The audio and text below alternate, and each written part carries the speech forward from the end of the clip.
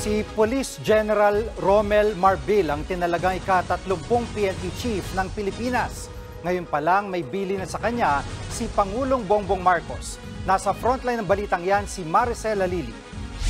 Police General Romel Francisco Dayalig Marbil, ODA 00826, is designated as the Chief, Philippine National Police effective. Ito ang inanunsyo sa Change of Command ceremony kanina sa Campo Crame, kasunod ng pagre-retiro ni Police General Benjamin Acorda Jr. bilang ika-29 na hepe ng Philippine National Police. Desyembre nitong nakaraang taon pa sana magre-retiro si Acorda nang tumungtong siya sa retirement age na 56. Pero in-extend siya ni Pangulong Marcos hanggang kahapon, March 31.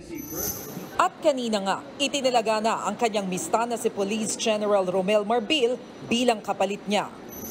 I hereby assume the position as Chief, Philippine National Police, effective April 1, 2024, and I sign.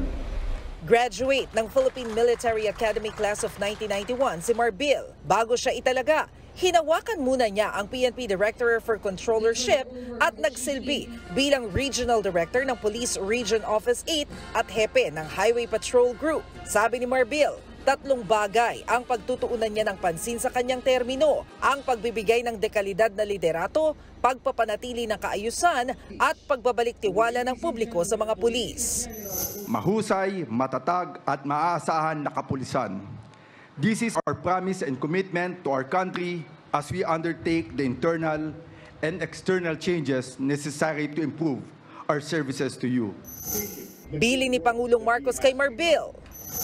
Let us work closely with you in addressing emerging threats such as cybercrime, terrorism, and transnational crimes.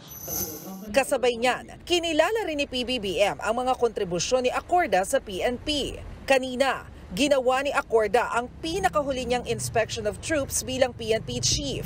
Kapansin-pansing sinamahan pa siya rito ng Second in Command na si Police Lieutenant General Emmanuel Peralta. Sa memong ito ng Malacanang na inisyu noong March 27, itinalaga pa si Peralta bilang officer in charge ng PNP na nagsimula kahapon, March 31. Kasama pa nga ang pangalan niya sa program ngayong umaga.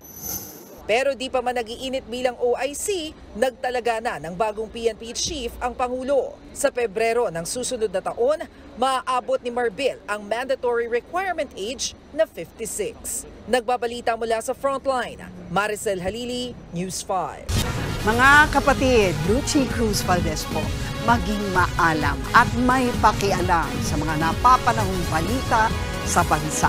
Tumutok at mag-subscribe sa News 5 social media pages.